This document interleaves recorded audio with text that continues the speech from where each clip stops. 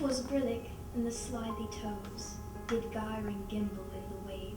All mimsy were the borogoves, and the moon wrath so grave. Beware the jabberwock, my son, the jaws that bite, the claws that catch. Beware the jubjub bird, and shun the frumious bounder snatch. So took he vocal sword in hand, long time the mink's own foe he sought. Then rested he by the tum-tum tree, and stood a while in thought. And as in uffish thought he stood, the jabberwock with eyes of flame came whiffling through the tulgey wood, and burbled as it came. 1, 2, 1, 2, and through the vocal blade went snicker-snack. He left it dead, and with its head he came galloping back. And hast thou slain the jabberwock, my son? Come to my arms, my beamish boy. O frabjous day, callooh, callay, he chortled in his joy. 'Twas brillig, and the slithy toves did gyre and gimble in the wave. All mimsy were the borogoves, and the moon wrath so grave.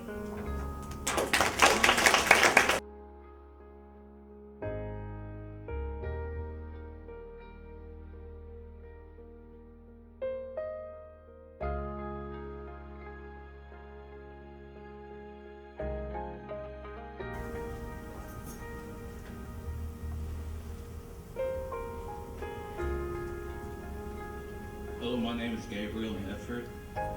I'm doing the poem called Evictus by William Ernest Henley. I'm going to start now. Out of the night that covers me, black as the pit from pole to pole, I thank whatever gods may be for my unconquerable soul. In the fell clutch of circumstance, I have not winced nor cried aloud. Under the bludgeonings of chance, my head is bloody, but I'm bowed. Beyond this place, where wrath and tears looms with the horror of the shade, and yet the menace of the years finds and shall find me unafraid. It matters not how straight the gate, how charged with punishments of the scrolls. I am the master of my fate. I am the master of my soul.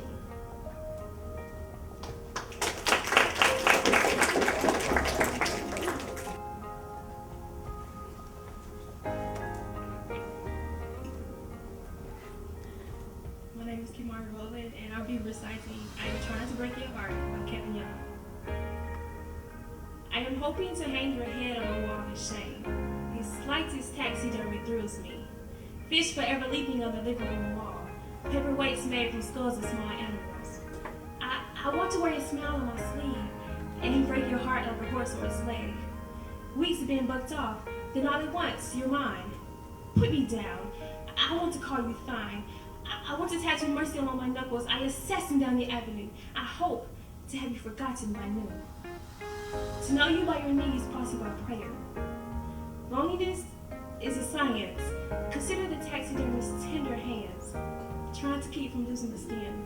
Okay, thank you.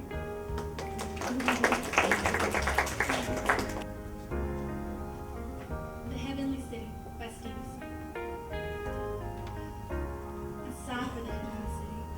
Where the heavenly people pass. The sea is quiet as in a mirror. Beautiful, beautiful place. I'll walk in the heavenly field with lilies and poppies bright. I am dressed in a heavenly coat of polished gold. When I walk in the heavenly parkland, my feet on the pasture are bare. Tall waves of grass.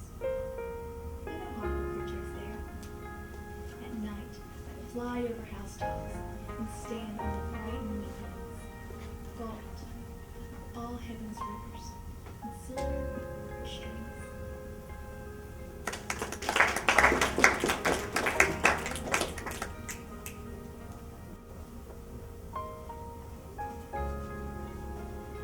My name is Markeisha Adams. I will be reciting The Affliction of Richard by Robert Bridges. Love not too much, but how, when thou hast made me such, and thus thy gifts bestow, How can I love too much? Though I must fear to lose and drown my joy in care, with all its thorns I choose the path of love and prayer. Though thou, I know not why, didst kill my childish trust, that breach with toil did I repair, because I must. In spite of frightened schemes, with which the fiends of hell blaspheme thee in my dreams, so far I have but well. But what the heavenly keep, what marvel in me wrought, shall quite escalate thee, I have no shadow of thought. What am I that complain? Below foolish begin, my question, sad and vain, justifies me to man.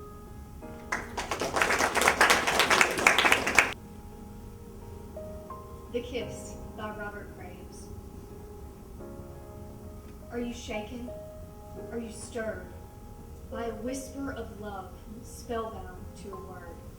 Does time cease to move till her calm gray eye expands to a sky, and the clouds of her hair like storms go by?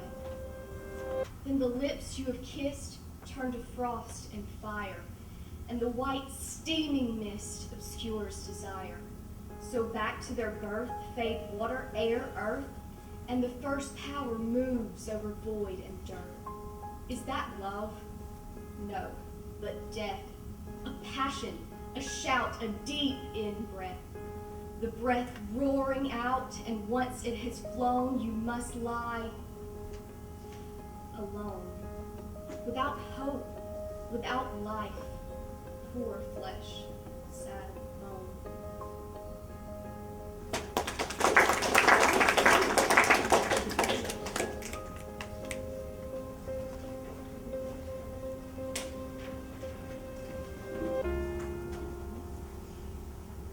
Silence by Thomas Hood. There is a place where hath been no sound, there is a place where no sound may be, in the cold grave under the deep, deep sea, or in the wide desert where no life is found, which hath been mute and still must sleep profound. No voice is hushed, no life treads silently, but clouds and cloudy shadows wander free. Oh, that never spoke over the idle ground, but in green ruins and the desolate walls of antique palaces where man hath been, though the dun fox or wild hyena calls, and the owls that flit continually between shriek to the echo and the low winds moan, there the true silence is, subconscious and all.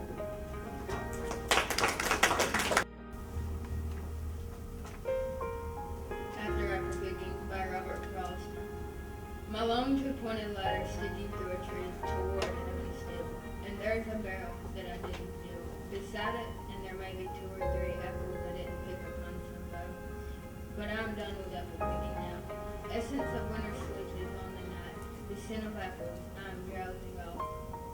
I cannot rub the strangeness from my sight I got from looking through a pane of glass. I skimmed this morning from the drinking trough and held against the world of hoary grass. It melted and I let it fall and break, but I was well upon my way to sleep before it fell, and I could tell what form my journey was about to take. Magnified apples appear and disappear, stem in and blossom in, and every fleck of russet sugar clear. My instep arch not only keeps the ache, it keeps the pressure of the ladder round. I feel the ladder sway as the bow bends, and I keep hearing from the cellar bin the rustling sounds of apples coming in, of load on load of apples coming in.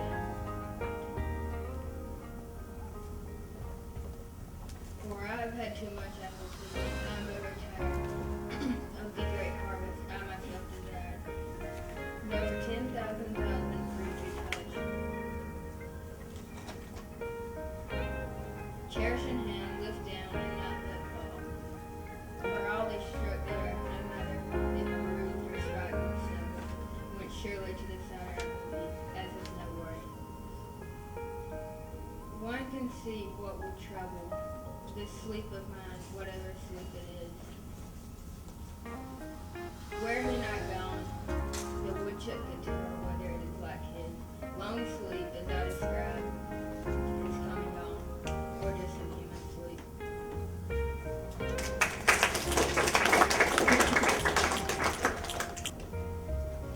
Beginning by James Wright. The moon drops one or two feathers into the field. The dark weed listens. Be still, now. There they are, the moonshine shine their wings. Between trees, a slender woman lifts the lovely shadow of her face. And now she steps into the air. Now she is gone, wholly into the air. I stand alone by an elder tree. I do not dare breathe or move. I listen. The wheat leans back towards its own darkness, and I lean towards mine.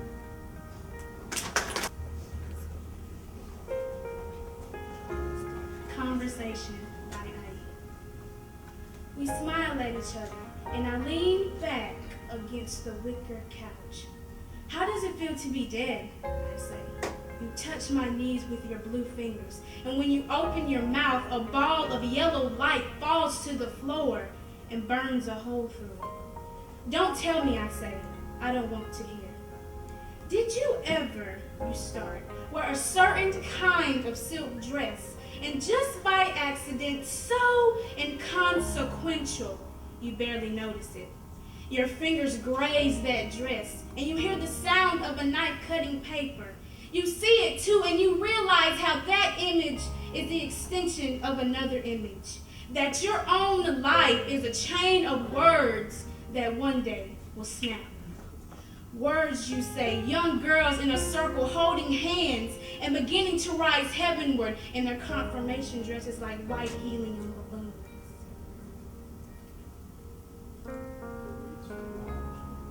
The wreaths of flowers on their heads spinning, and above all that, that's where I'm floating. And that's what it's like, only 10 times clearer, only 10 times more horrible. Could anyone alive survive it?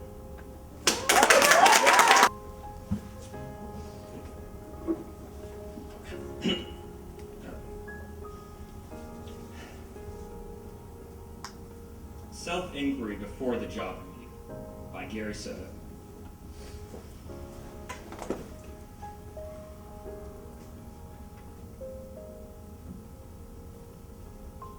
Did you sneeze? Yes, I rid myself of the imposter inside me. Did you iron your shirt? Yes, I used the steam of mother's hate. Did you wash your hands? Yes, I learned my hygiene from a raccoon. I prayed on my knees, and my knees answered with pain. I gargled. I polished my shoes until I saw who I was. I inflated my resume by employing my middle name.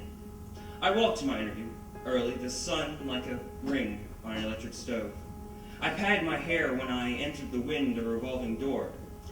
The guard said, "For a girl like you, it's the 19th floor."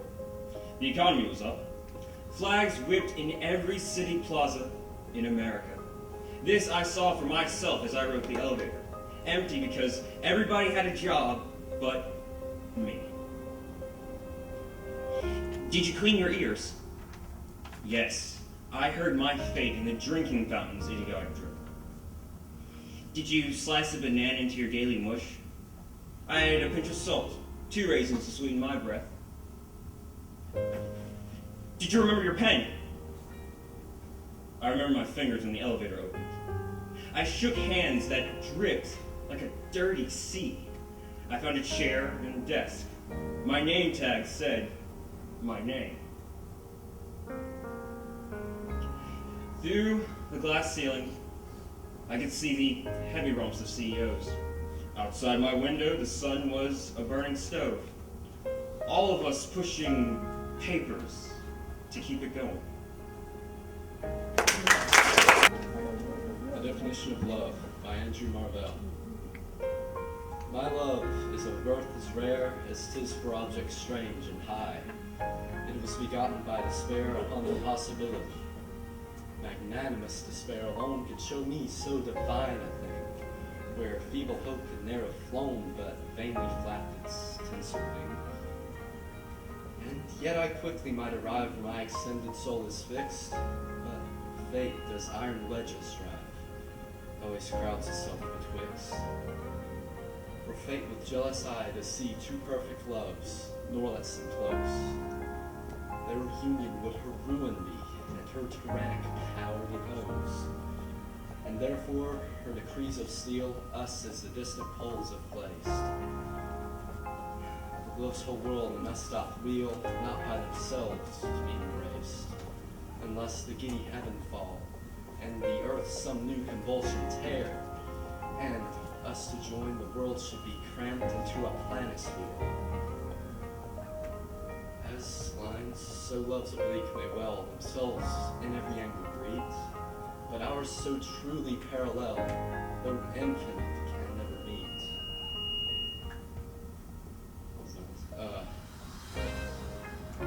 Therefore the love which us doth bind, but fate so enviously devars, is the junction of the mind and the opposition of the stars. My name is Jacob Danforth, and I'm going to dedicate this poem to someone without a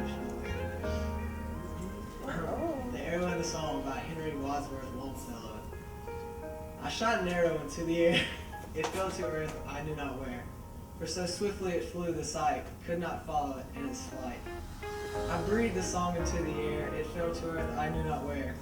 For who has sight so keen and strong that it could follow the flight of song? Long, long afterward in an oak, I found the arrow still unbroke, and the song from beginning to end I found again in the heart of a friend. Thank you. Hope is a thing but feathers by Emily Dickinson. Hope is the thing but feathers that perches in the soul and sings a tune without the words and never stops at all. And sweetest in the gale is heard, and sore must be the sea that could abash the little bird that kept so many warm.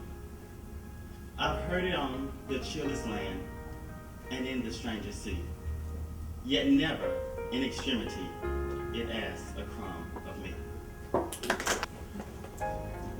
Anecdote of the Jar by Wallace Stevens. I placed the jar in Tennessee, and round it was upon a hill. It made that slovenly wilderness surround that hill. The jar, the wilderness, rose up to it and sprawled around it, no longer alive. The jar was round upon the ground and tall, and of a port of air. It took dominion everywhere. The jar was great and bare. It did not give a bird or bush, like nothing else in Tennessee. Backdrop Addresses Cowboy by Margaret Atwood. Star-spangled cowboy, sauntering out of the almost silly west. On your face, porcelain grin, tugging a papier-mâché cactus behind you on wheels with a string. You're as innocent as a bathtub full of bullets. Your righteous eyes, your laconic trigger fingers, people the streets with villains. As you move, the air in front of you blossoms with targets. And you leave behind you a heroic trail of desolation. Beer bottles slaughtered by the side of the road. Bird skulls bleaching in the sunset. I ought to be watching from behind a cliff or a cardboard storefront. When the shooting starts, hands clasped in admiration, but I'm elsewhere. What about me?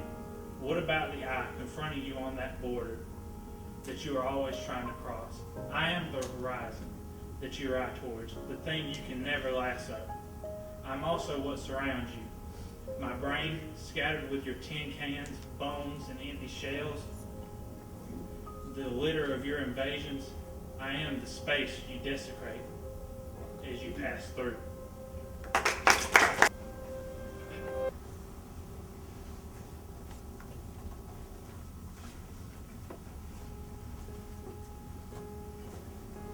The Charge of the Light Brigade by Lord Alfred Tennyson.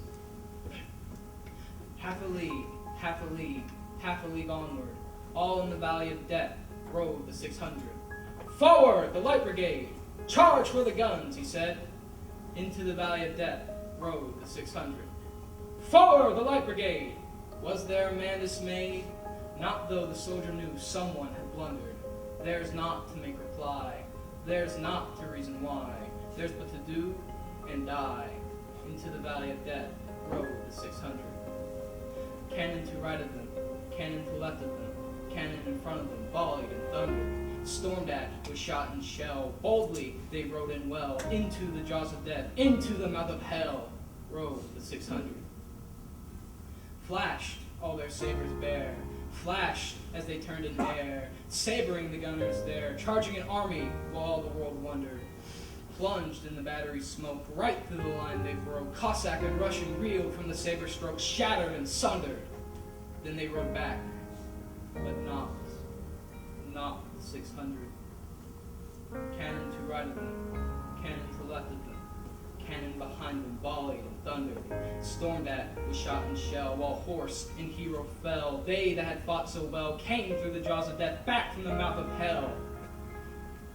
All that was left of them, left the 600. When can their glory fade?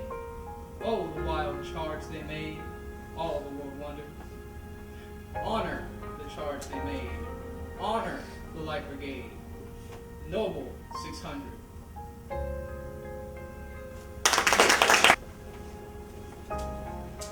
It was not death for I stood up by any days. It was not death for I stood up, and all the dead lie down. It was not night for all the bells to put their tongues out for noon. It was not frost for all my flesh I felt the cirrus crawl, nor fire for just my marble feet could keep the chancel cool. And yet it tasted like the law. The figures I have seen, set orderly for burial, reminded me mine. As if my life were shaven and fitted to a frame, and could not breathe without a key. And 'twas like midnight sun,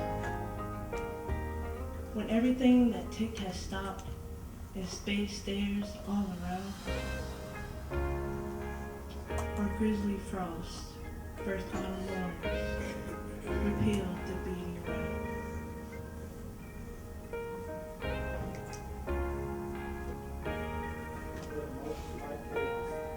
But most like chaos, stopless, cool,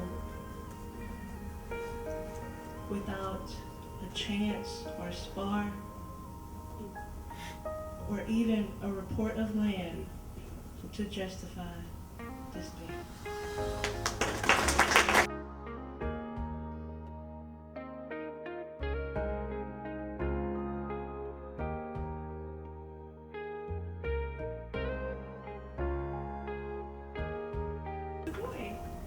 I saw a little boy in the grocery store all alone. I approached him, knelt down and said, "Little boy, why are you so far from home?" He stood up and looked me in my eyes. He said, "A house isn't a home if my parents' hearts are so cold and they're always leaving me all alone." I started to ask him to explain, but as I opened my mouth, his mother came up and screamed, "Boy, are you talking to strangers again?"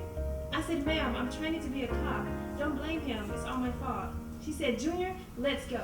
She yanked his arm and headed for the door. That was weeks ago, and I haven't seen him anymore. As I stand here today, I still feel sorry for the kid. Eyes so full of dreams, but his talent was very hid. Oh dear little boy, if you can hear me now, I'm sorry. Please don't think I didn't see the bruises on your arms or the burn marks on your neck. And oh, the sound of your growling stomach is a moan I cannot forget. I don't want you to feel as if you're all alone, or as if God is gone, little boy. Make a choice, and don't let the choice make you. I know you may feel like you run out of options to choose, but you don't have to let your enemies win the race, and you can just put on your lucky shoes.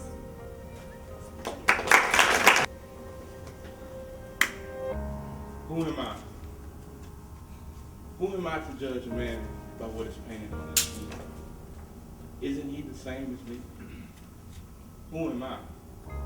Who am I to judge a man by his looks alone? Isn't he the same shape as me? Was he not born by a woman like I? To shame him because I am more rich or I am more sophisticated.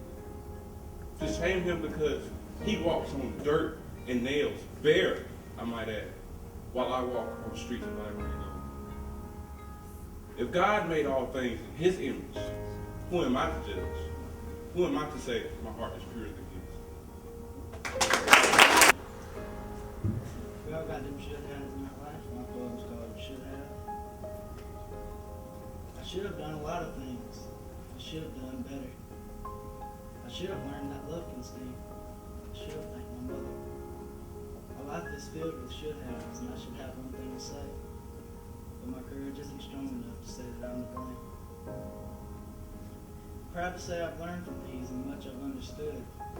But of all the things I should have done, I should have done my shoulds. A poetic thought.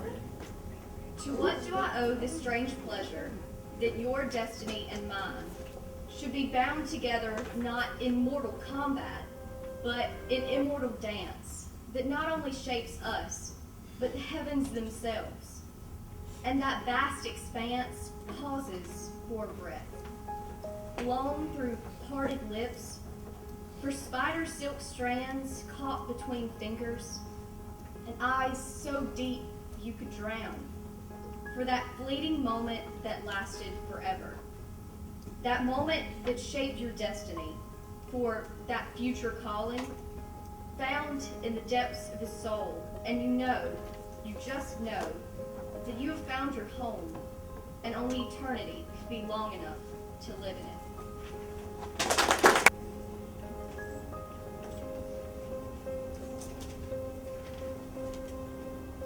The unspeakable. As I let you fill my mind, please remind you I'm not always kind. These smiles weren't always true. You must be blind. Shame who would have knew.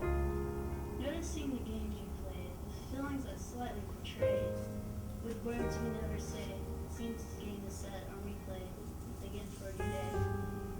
Expressing an emotion, a little at a time, showing us the motion, no words to be spoken, our thoughts must be broken. Yet you leave me here thinking, this just isn't fair. I'm now slowly sinking. Exactly what is this feeling we share? I began rethinking. Is it possible to rethink the unthinkable? Once more, we never spoke of the unspeakable. I thought I have the first person on this announcement stand. We're going to announce the top 5, and there are awards for the top 3. So in 5th place, Shambria Walker. Please stand, Shambria. 4th is Mayeli Carzales. And please come forward. In 3rd place, Jade Mullis.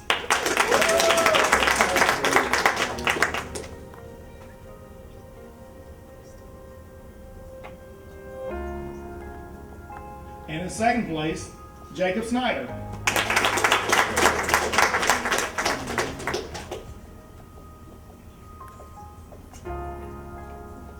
And the Dodge County High School winner of Poetry Out Loud 2015, Tyre Blackman.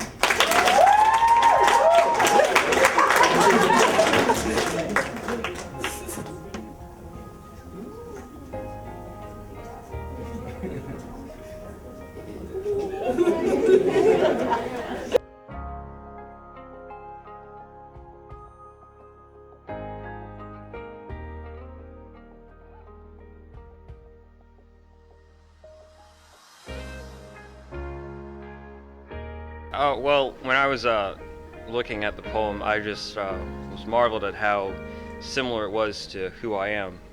A nervous train wreck of thoughts, emotions, and etc. Go on and do it. You know, it's fun. You get to listen to other people tell stories. You know, it's great, and you get to hear poems you never thought you would ever hear in your life. Poetry Out Loud is a great experience. It's a creative experience. You get to interpret someone else's poem and even share some of your own. Hi, I'm Miss Purvis. I just want to say thank you to everyone who helped make Poetry Out Loud possible. There were so many people that came together. First and foremost, thank you, Ms. Vaughn, for bringing Poetry Out Loud to Dodge County High School and enabling us to continue doing this. We have some great students who created some original poetry. We had our students who competed in the competition, and I'm just thankful for all of them. Poetry Out Loud rocks.